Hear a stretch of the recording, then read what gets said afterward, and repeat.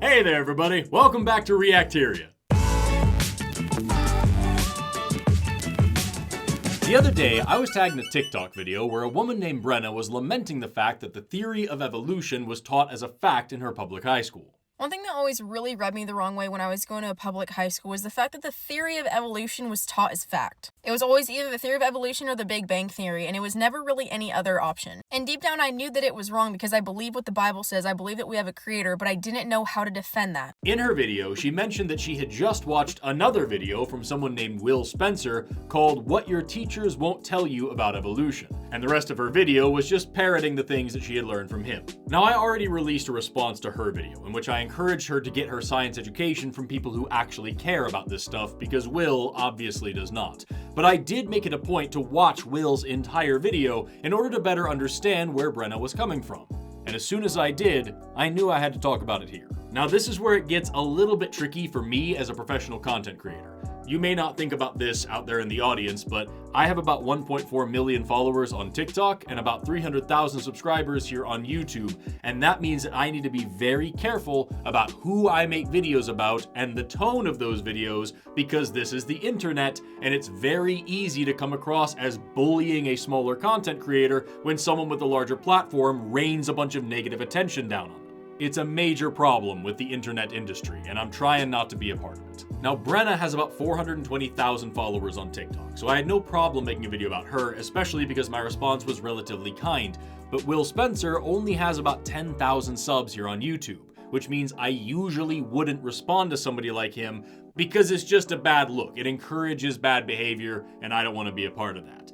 But he already has really good editing and a great looking studio, and he's already released hundreds of other equally inflammatory videos, so it's pretty clear to me that this is the kind of attention that he's looking for, not to mention the fact that this video has already reached a larger creator who is now broadcasting it to a much larger audience. Most importantly, however, some of the things that Will says in this video are deeply problematic, and I guarantee you will not be able to predict just how far off the rails it goes. It's pretty obvious from my perspective that Will here has bought into some nonsense, and now as an aspiring creator is repeating that nonsense in an attempt to grow an audience by sharing shocking information, and that sucks. But it's no reason for me to treat him like a baby.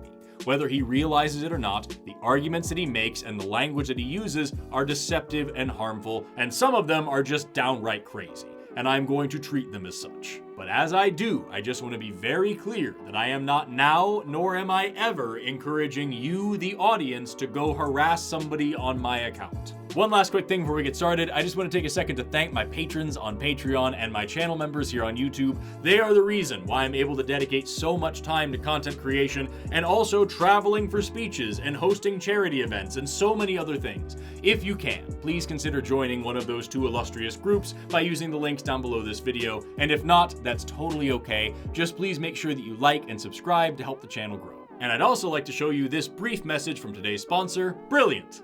Are you tired of boring lectures? Are you struggling to understand science? Well, it's time for a change. Introducing Brilliant, the next level of learning. This isn't your typical classroom experience. With Brilliant, you'll dive hands-on into interactive lessons in math, science, programming, AI, and more. And best of all, you'll learn by doing, not just by watching videos. Boy, all this sitting here behind a desk being a young person sure has got my brain hungry for knowledge. Is there an app that's just for me? Pay attention! With Brilliant, you're not just passively absorbing information, you'll be solving real-world problems right from the start. Whether you're mastering math or cracking coding, Brilliant's interactive problem-solving approach makes learning fun. It's like having your own personal tutor in your pocket 24/7. And if you sign up today, you'll get full access to everything Brilliant has to offer for free for a full 30 days. But that's not all. You'll also get 20% off an annual subscription to Brilliant Premium. That's a deal you won't find anywhere else. Just go to brilliant.org/Forrest Valkai, scan the QR code on the screen, or use the link in the description to learn more. And once you do, be sure to check out their scientific thinking course. It enhances, engorges, and expands your mind all at the same time. The clock is ticking. The world is changing. You've got one chance to upgrade your brain. Don't let this opportunity pass you by. Go to brilliant.org/Forrest Valkai, click the link in the description, or scan the QR code on the screen right now to get started today. Results may vary. Not responsible for any accidental enlightenment or excessive amounts of knowledge. Side effects may include spontaneous bouts of trivia, excessive reading, or occasional overuse of big words at parties. A Brilliant subscription may cause jealousy among your peers, but that's not your fault. Do not use while operating heavy machinery, riding a bike, or attending weddings, especially your own. App is not compatible with Windows 95, dial-up internet, or rotary phones. Must be 200 years or older to access secret magical features. Cell phone not included. And now, at long last, let's listen to Will Spencer talk to us about evolution. If you've grown up in the West over the past 150 years or so, then every institution you've known, including science, technology, education, medicine, and more, has been shaped by one theory: Darwin's theory of evolution. Now, right off the bat, we're in a pretty precarious situation, because what Will just said, in layman's terms and at face value, is pretty true.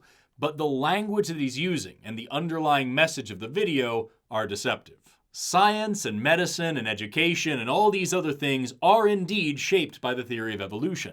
But that's because the theory of evolution, like any good scientific theory, has great utility in both explaining and influencing the world around us. Evolution shapes medicine because without it, we would have no idea about the evolutionary development of organs, or how things like cancer work, or how to treat the effects of and prevent the spread of many common pathogens. Consider, for example, why you need a new flu shot every year. The flu virus is constantly evolving every single time it spreads to a new host, and that means that new strains pop up all the time.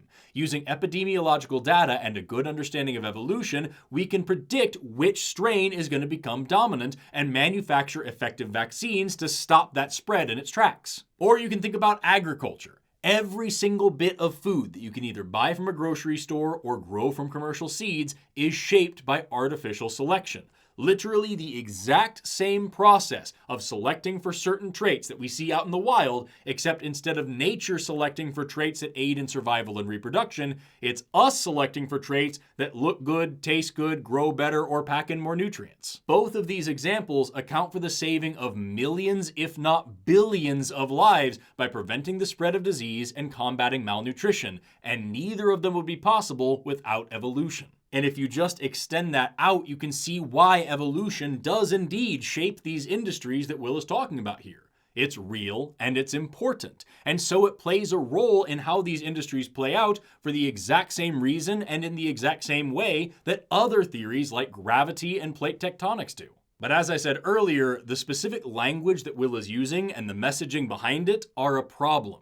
First of all, this isn't just Darwin's theory of evolution. Darwin was a long time ago. He got some stuff right and he got some stuff wrong. But the study and applications of evolutionary theory since that time have gone far beyond anything that he could have possibly dreamed of. And secondly, the implication that evolution is some kind of a dogma that's being forced upon you is absolutely absurd. It's just Will's attempt at drumming up intrigue for his argument by weaving in this subtle conspiracy theory right at the beginning. And it would take anybody who actually understood evolution less than the time it took him to say it to understand why it's silly. Darwin named his 1859 book On the Origin of Species for a reason. His theory tries to explain where Earth's creatures come from and how they got their unique features. The key word here is origin, because the origin of something tells a story about it. You've probably heard the same concept in today's superhero films. It's called an origin story. It's Morbin time. No, but seriously, he then goes for gold in the over-explaining Olympics to really make sure that you understand what he means by the word origin story. It goes on for way too long. An origin story shows how regular people become superheroes. The origin story then explains the hero's actions and motivations. Take Batman, for example. He fights crime because his parents were murdered by a criminal. Captain America similarly transforms from a weak young man into a patriotic super soldier after a World War II-era medical experiment. And Peter Parker becomes Spider-Man because he was bitten by a radioactive spider. I can't have over 30 consecutive seconds of somebody else's content in my video for risk of it being copyright claimed, so I have to put a little break in here, but he's not done. The important point is, if you change the hero's origin story, you change the hero. In the same way, Darwin's theory of evolution in his book on the origin of species was meant to provide an origin story for not just every animal on Earth, but also humans, and that matters way more than you might think. It's about a full minute of this guy explaining the concept of the word origin, just so that we can land on the bombshell that the book on the origin of species is about the origin of species. Tune in next week to watch Will Spencer explain the word beginning. Oh, and humans are animals, by the way. We move too much to be plants and we're too big to be bacteria. It's weird how often I have to remind people of that in these videos. Which is why, as I'll show in this video, Darwin's idea doesn't act like a normal theory anymore. What we actually have is closer to Darwin's theology of evolution, and there are 3 big reasons why. I would genuinely love to hear what Will Spencer thinks a normal theory is and how he thinks they're supposed to behave. The theory of evolution is backed by the best evidence that we have, contradicted by none of it, is constantly being tested and demonstrated through experimentation, and most importantly, makes novel, testable predictions about the world around us. That's why it's science, not faith. Although I gotta tell you, I do find it very funny when creationists try to liken science to theology or faith, as if they don't love those things when it suits them. If we're talking about magic, then personal testimony is all the evidence that you need. But if we're talking about the most robust and well-supported theory in the history of biology, then faith is a terrible thing, and nobody should believe it unless you watch a rock give birth to a human. First, evolution needs believers to accept certain ideas on faith, except these are ideas that new evidence keeps undermining. Okay, well that's obviously not true. Not only just because of the way that science works in general, but also because evolution has changed over time in light of new evidence. If it were truly dogmatic, then we wouldn't have needed things like the modern synthesis in the 20th century, which merged Mendelian genetics and Darwinian selection in order to make the theory of evolution work better and clear up many of the common problems that it had at that time. It could have just remained a dogma, but it didn't. The only way that Will could say something like that is if he had no real training in or understanding of biology. Second, anyone questioning evolution faces public outrage. People risk their reputations by speaking up, and not just scientists either.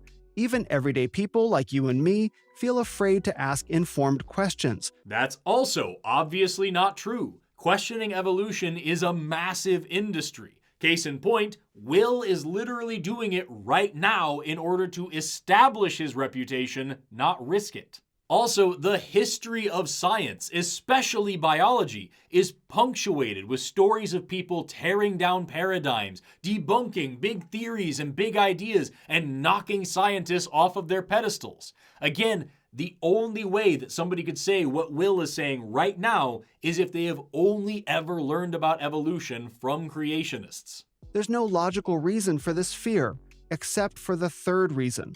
Because Darwin created his origin theory to replace another explanation of our origins, the one from the Bible. No, he absolutely did not. If there was any doubt left in my mind that this dude got all of his evolution education from his preacher, that statement right there just erased it. This idea that Darwin traveled the world, made big discoveries, wrote a book, and established evolutionary theory, all so that he could fight against God or Jesus or Christianity or whatever, is just victim mentality growing into conspiracy theory. And I'm sorry to say, it's not the only example of that kind of not thinking that we're going to see throughout the course of this video. As you can probably now see, evolution has won this battle at the institutional level.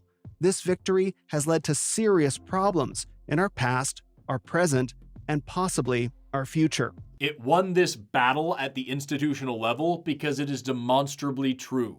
And just like many other great strides in science, it has allowed for the development of a global population that is larger, safer, healthier, and more prosperous than it could possibly be otherwise, despite the fact that it has been misused by some evil people from time to time, which you'd best believe Will is going to bring up. Hello, I'm Will Spencer, host of the Will Spencer podcast.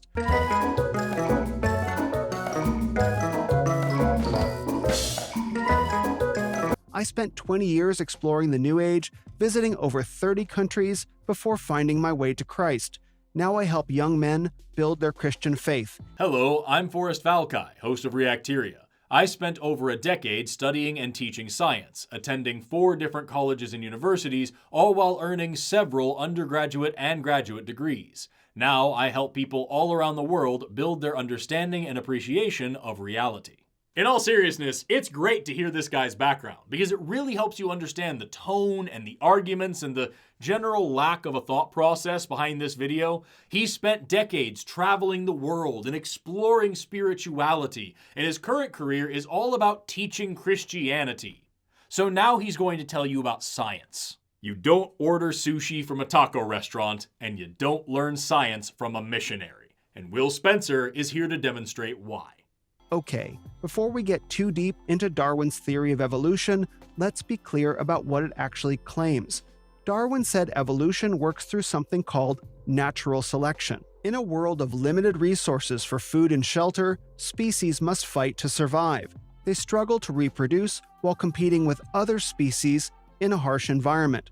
As this happens, animals develop small changes in their size, shape, color, and other features. So far so okay. Why was this image AI generated? You had all this really nice stock footage through that whole thing, and then you excreted this monstrosity right at the very end. But you couldn't find a picture of a frog to use on your... It doesn't matter. It's just, this hit me so weird. Some of these changes give certain animals advantages over others of their kind.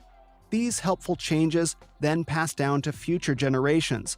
This helps the species survive and develop over time. You know what? That wasn't half bad. I would change a few things, like I would get rid of the word kind, which doesn't really mean anything. I would also change out the word animals for organisms, because evolution doesn't just apply for animals. And I would change the word species for population, because sometimes a species can be so widespread that different populations, different selection pressures. Evolution is the origin of species, but it doesn't uniformly apply to a species. It can be confusing, I know, but overall, that wasn't awful. Finally, after letting this process run for millions of years, we get the diversity of complex species that we see today.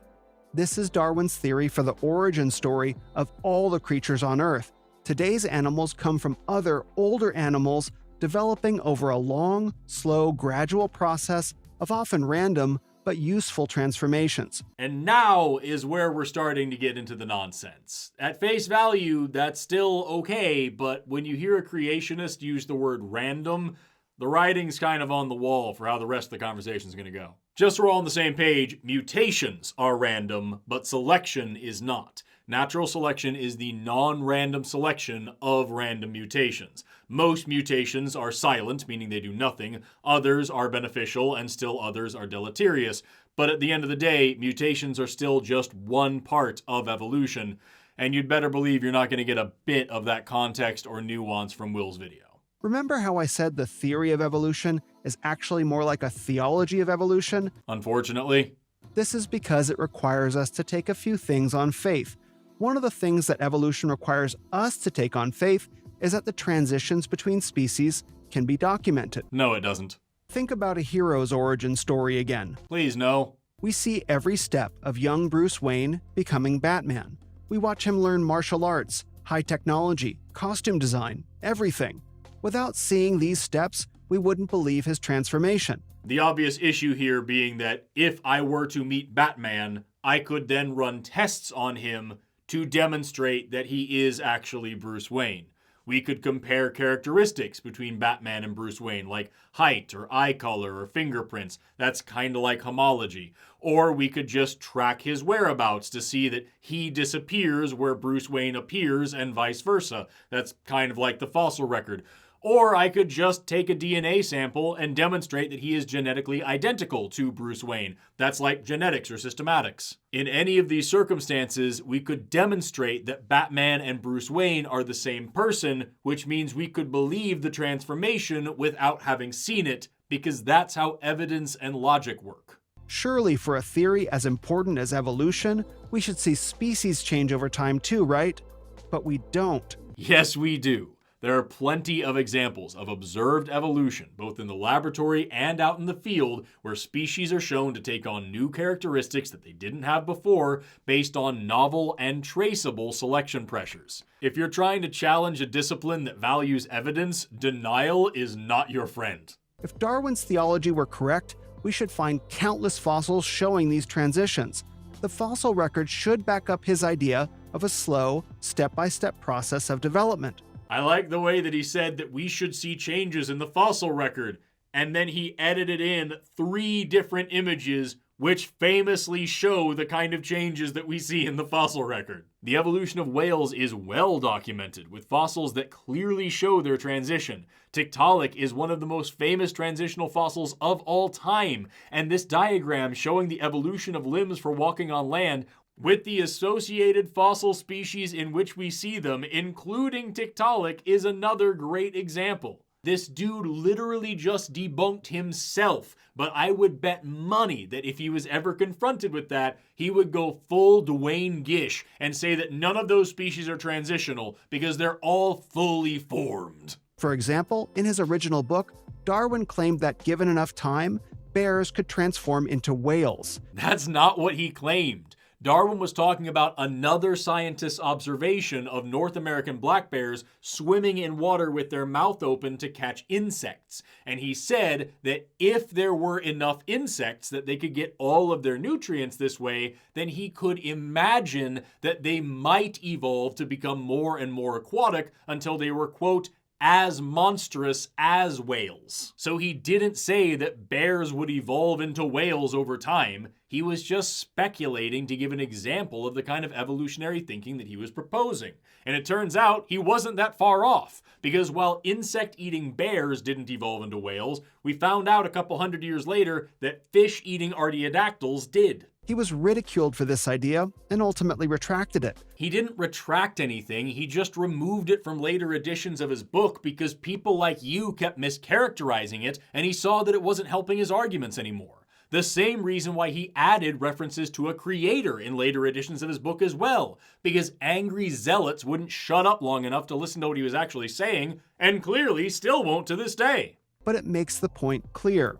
We should find millions of years of fossils showing bears becoming whales, or perhaps dinosaurs becoming birds. And indeed we do. Not bears becoming whales, because nobody would expect that, but lots of things becoming lots of other things. We see that in droves. And that's our show, everybody. Thanks so much for watching. It's been a short one, but a great one. What's that?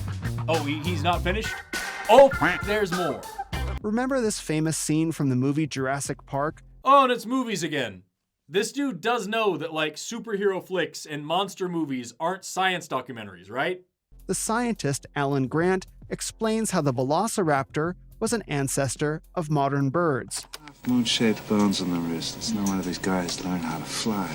Well, maybe dinosaurs have more in common with present-day birds than they do with reptiles. Look at the pubic bone, turned backward, just like a bird. Look at the vertebrae, full of air sacs and hollows, just like a bird.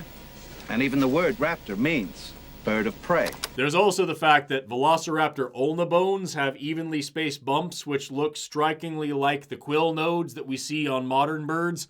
You know, like they were in some sort of transition or something. There's also several species which show blended avian and reptilian traits, the most famous of which being Archaeopteryx, which has a beak with teeth, and also hollow bones, and also claws, and also a tail, and also feathers. There's also the fact that we can build an entire cladogram showing when different avian characteristics enter the fossil record with their associated fossil species, all of which shows the gradual accumulation of bird-like traits over hundreds of millions of years. That is to say, literally the exact kind of transition in the fossil record that Will just said didn't exist. But no, please, tell me more about the fictional scientist in the horror movie. That's where the real education is. Grant bases this on something called homology, the idea that similar-looking species must be related. That's not what homology is. Homology is the study of similar traits between species which are related, not the assumption that similar-looking species must be related. There are plenty of similarities between species which are not related, and as I've covered in other videos, there are plenty of ways to tell those apart from the ones covered under homology. But saying that homology is the assumption that similarities must equate to relationships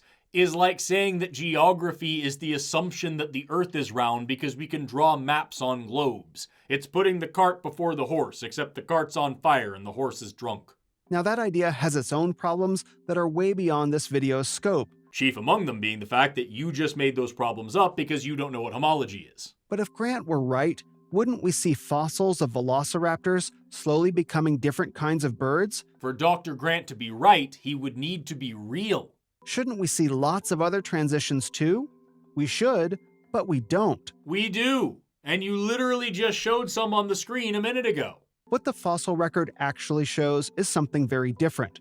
We find fully formed species appearing suddenly with no gradual evolutionary predecessors. And predictably, we have the fully formed argument. When you see the fossils of whales getting shorter and shorter hind limbs and longer tails and snouts, and their nasal apertures mysteriously slide further and further back across their skulls, none of those creatures are actually transitional because all of them are fully formed. At the end of the day, what creationists are always looking for is a creature with half of a wing that can't fly properly, or half of a heart that doesn't pump blood, or more famously, a crocoduck of some kind, because evolution only works on organisms which are fully formed and therefore able to survive and reproduce. That means that evolution doesn't work because there's no weird malformed transitional thing. Rather than correcting their poor understanding of evolution to match reality, they demand that reality conform to their poor understanding of evolution, otherwise they're just not buying it. An example of this is the Cambrian explosion, which is said to have occurred 535 million years ago. This is when almost all major animal body types first appeared. And of course, he fails to mention that there were many major animal body types which evolved well before the Cambrian explosion, and some that didn't survive it. And he also fails to mention that there are plenty of major types of life forms that evolved well after the Cambrian explosion. Like, for example, all land plants. He also conveniently doesn't mention that some of the transitional forms that he's been denying the existence of are found just before and during the Cambrian explosion. Creatures like lobopods, which are basically worms with legs that are the transition between worms and arthropods. Nor does he mention the fact that what he actually means by major animal body types is phyla.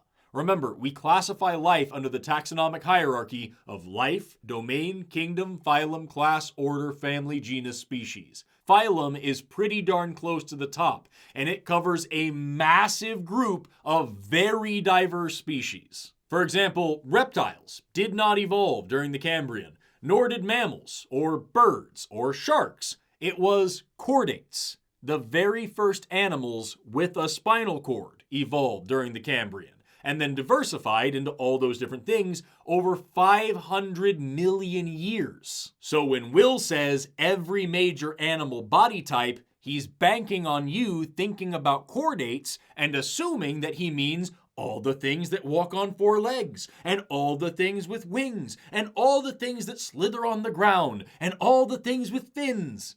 But what he's actually saying is one new type of fish. And that deliberately deceptive language is made even more egregious by what he says next.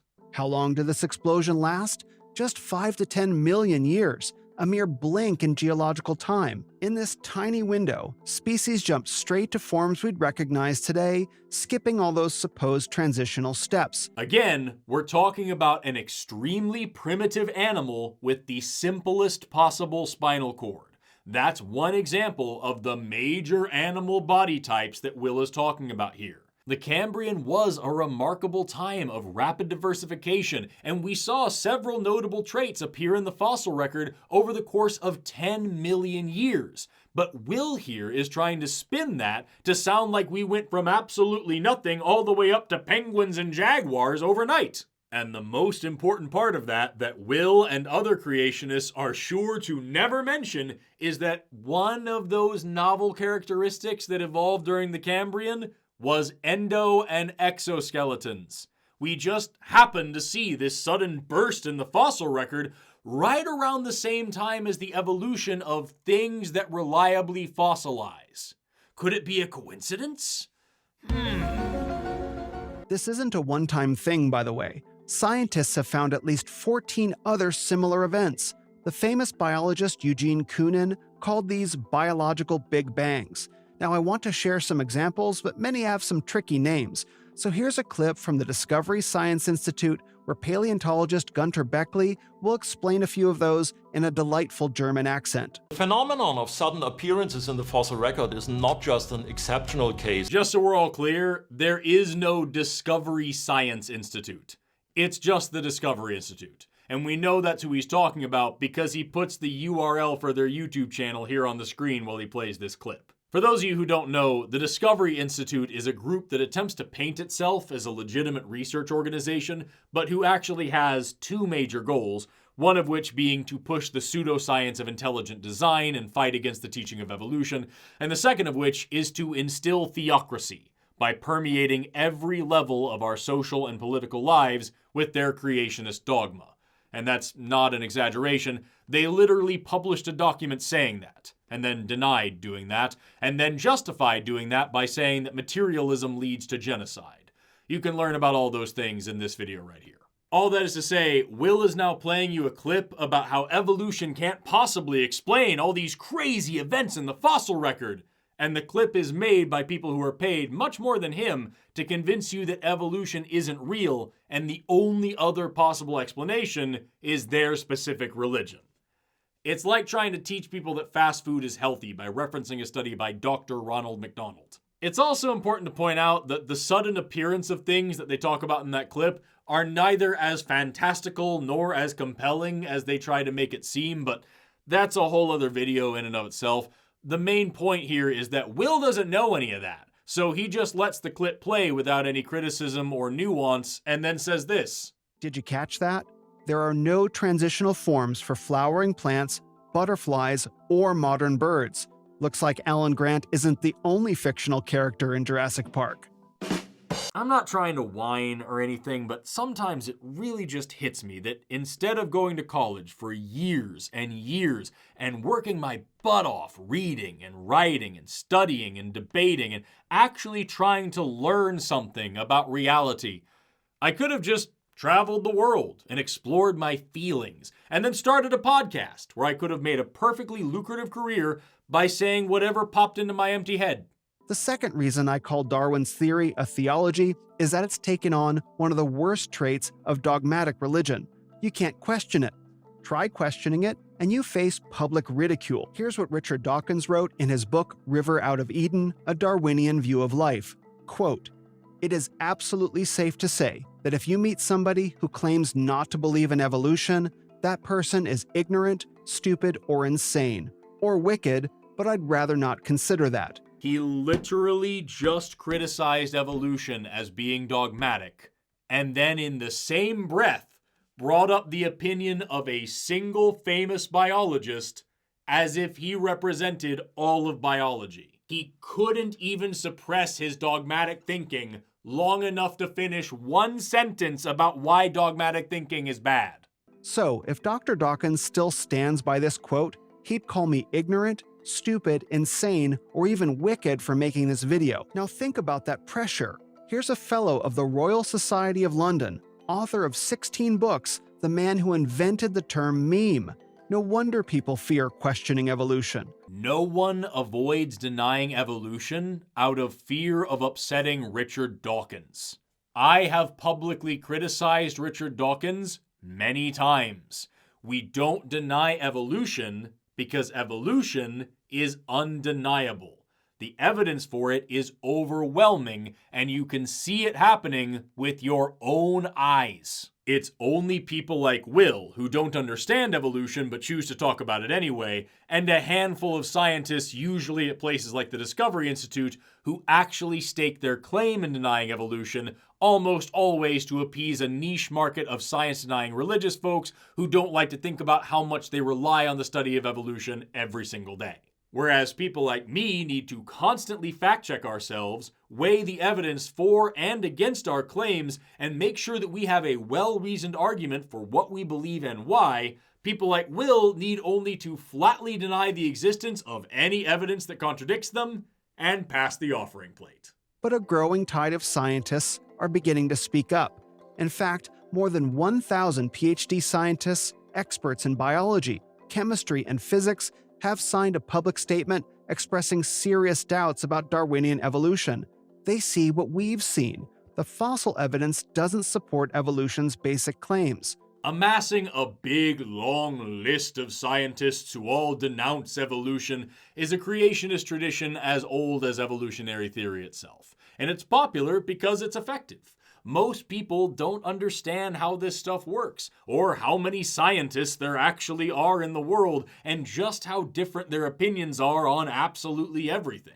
So they see this big list full of people with big degrees all saying that the establishment is wrong, and they assume that means that science has something to hide. But that big, impressive list becomes a lot less impressive when you compare it to Project Steve.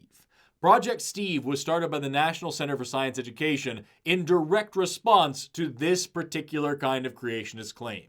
It is a voluntary list of scientists who all signed their name to the following statement. Evolution is a vital, well-supported, unifying principle of the biological sciences, and the scientific evidence is overwhelmingly in favor of the idea that all living things share a common ancestry.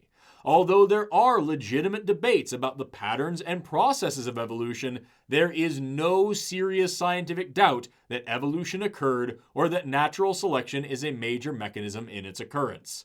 It is scientifically inappropriate and pedagogically irresponsible for creationist pseudoscience, including but not limited to intelligent design, to be introduced into the science curricula of our nation's public schools. But there's just one caveat. In order to be a signatory on Project Steve, you must be a scientist named Steve. And as of February 2025, Project Steve has over 1,500 signatories. Think of all of the millions of scientists in the world.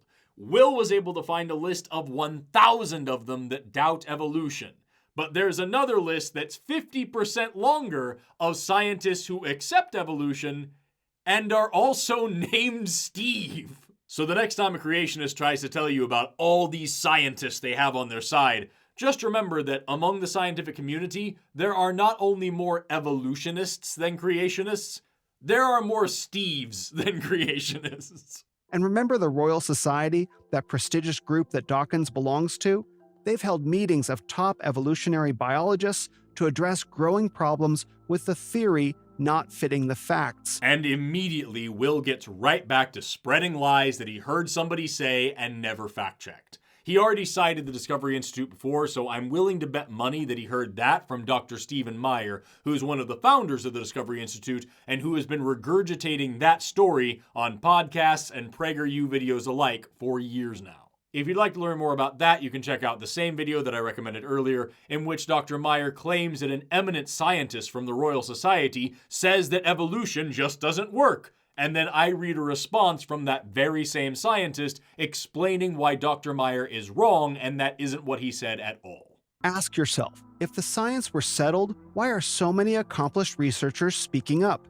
If the evidence were clear, why are leading scientists struggling with these obvious problems? Because we live on a planet of 8 billion people, so it's reasonable to expect that you could find 1,000 of any kind of person who says just about anything.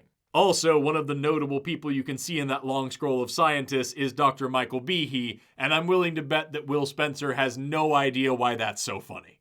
And why would Dawkins and plenty of others need to call people insane, stupid, or wicked just for asking informed questions? Because you're not asking informed questions. You're asking ignorant questions as if asking those questions means there is no answer. It's the same tactic that John and Jane use in all of their videos. If you were informed about this, you might not say some of the genuinely reprehensible garbage that you're about to say. This matters deeply because evolution's claims lead to some troubling conclusions.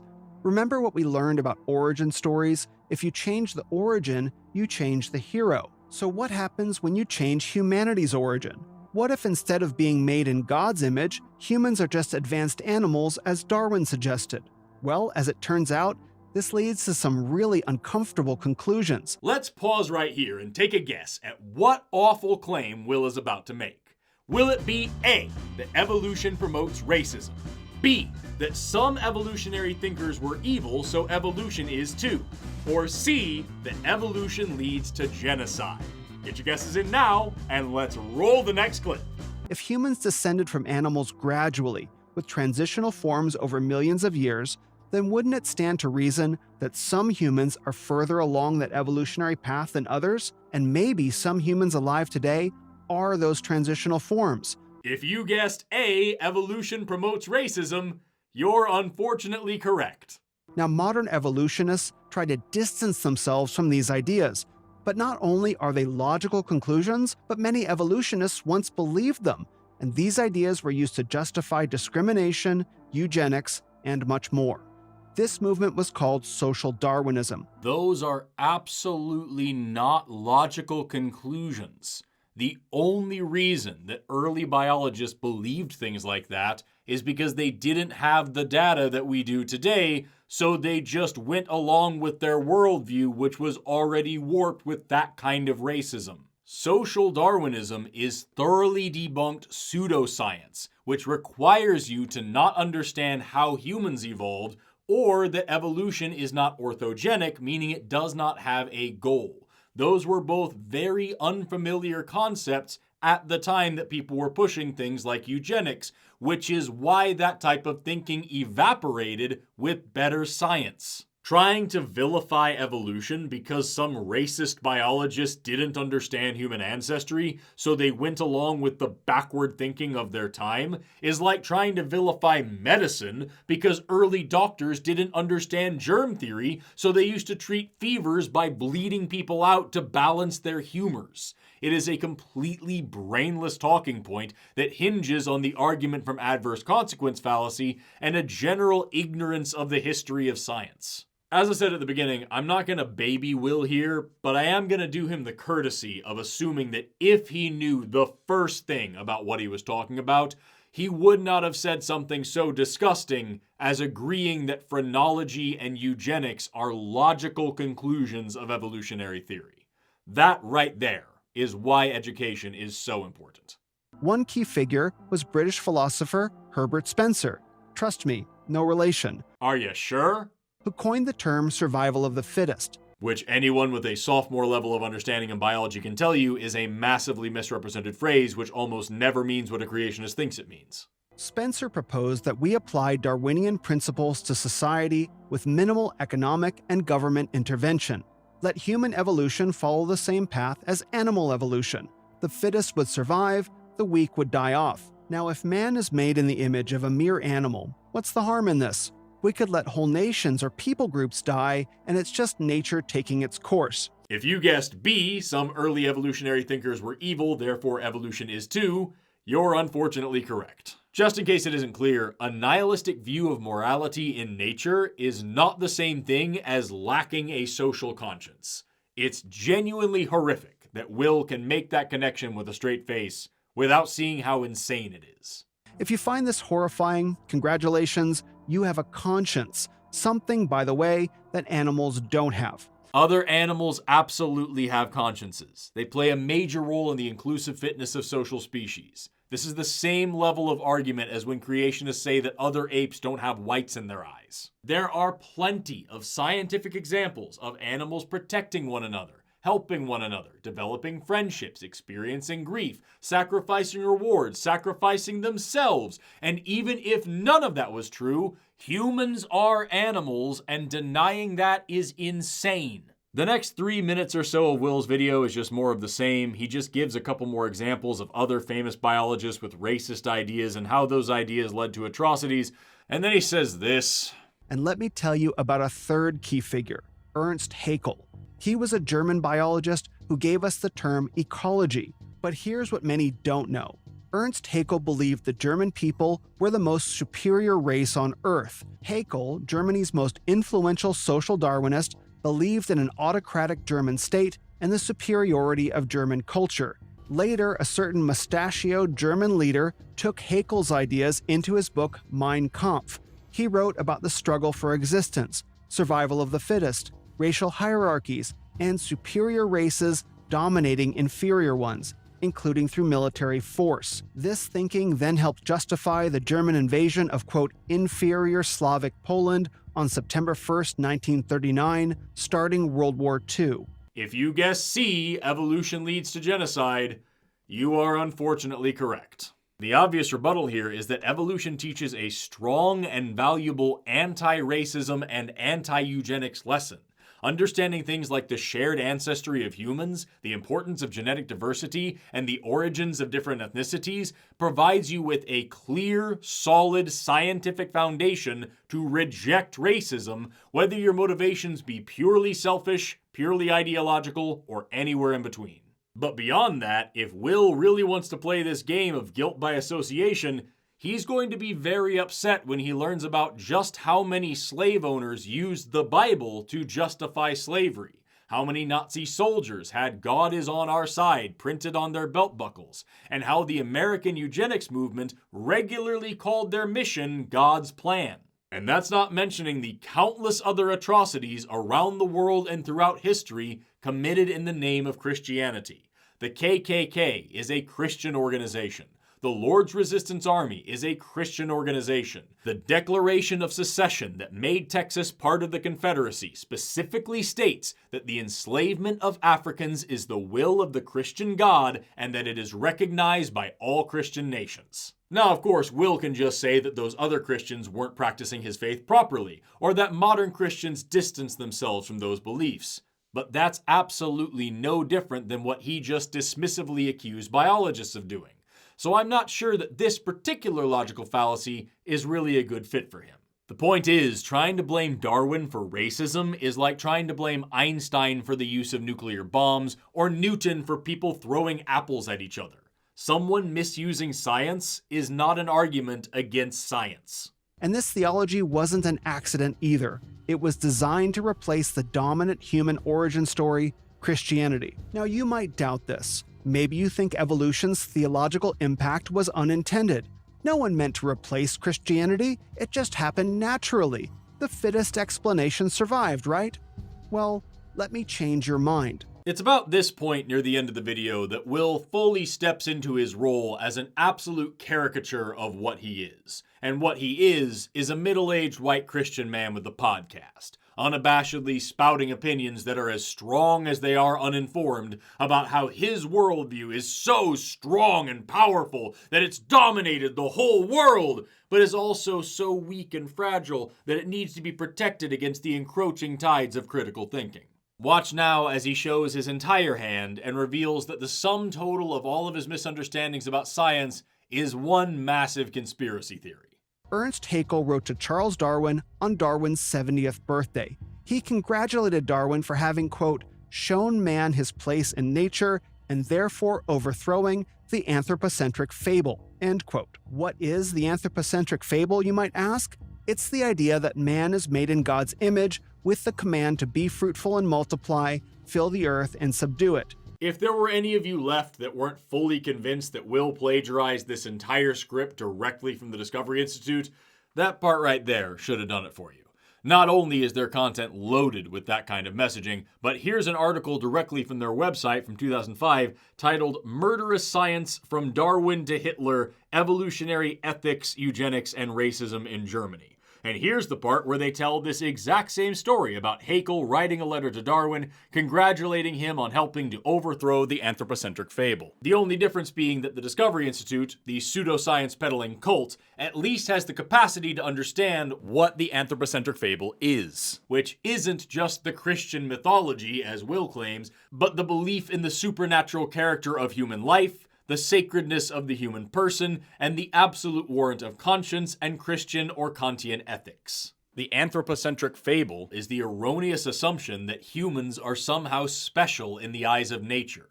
Darwin was not the first person to tear down that idea, and he was far from the last. But Will is so full of himself and so grounded in ethnocentrism that he assumes that anything that goes against his religion must be a direct and deliberate attack against it. Let's go through a few things that Will might have noticed about this argument if he had thought about it for more than 2 seconds. Number one, this was a letter from Haeckel to Darwin, not the other way around.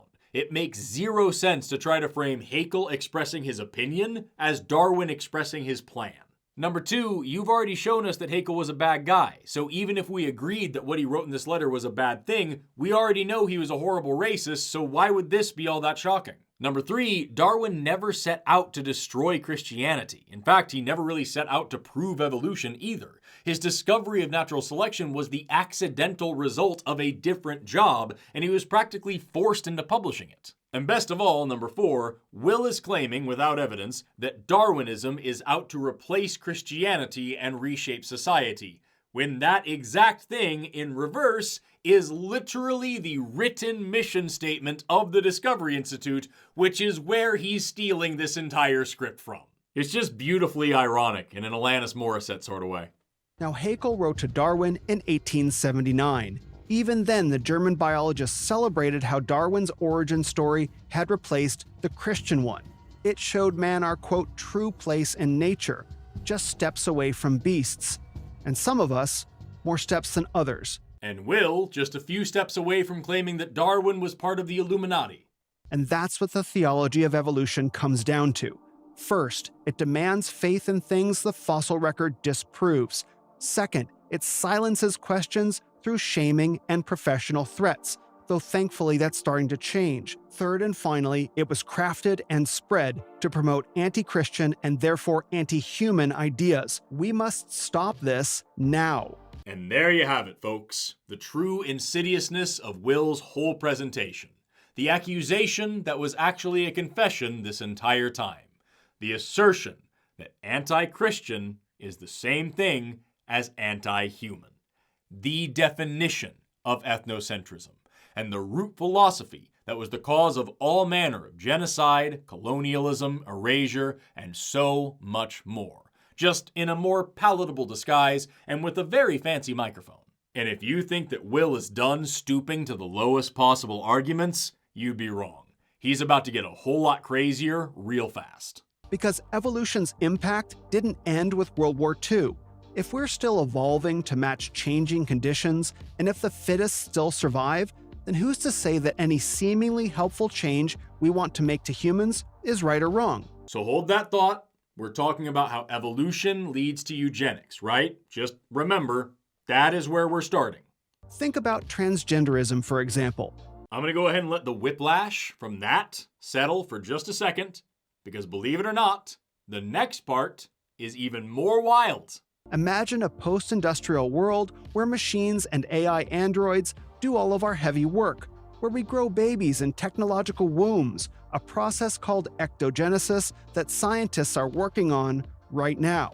Did you see that coming? Did you anticipate that as the next logical sentence in this sequence? No, because you're saying, well, secure your biscuits, because we're not quite done yet.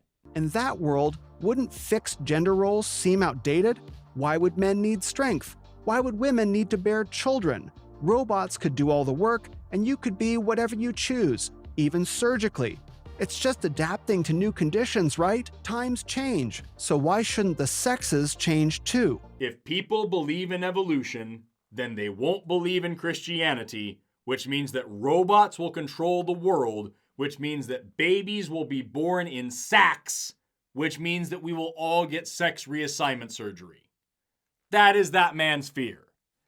If you started this video anticipating that this is where it would end, you need to get a job as a fortune teller. And that's why I'm making this video, no matter what Dr. Dawkins might call me, ignorant, stupid, or wicked. Dawkins said it, not me.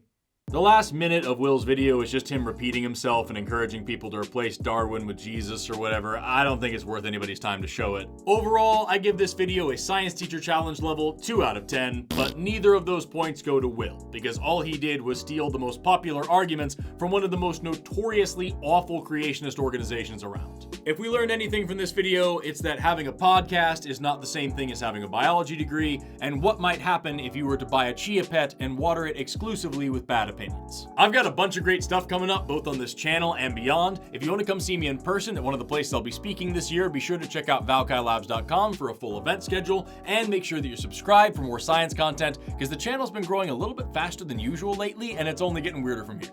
And with that, I'm Forrest Valkai. Thank you so much for watching, liking, commenting, subscribing, and all the other stuff you do here on YouTube. Please exit through the gift shop, pick up one of these sweet t-shirts. Have an awesome rest of your day, and never stop learning.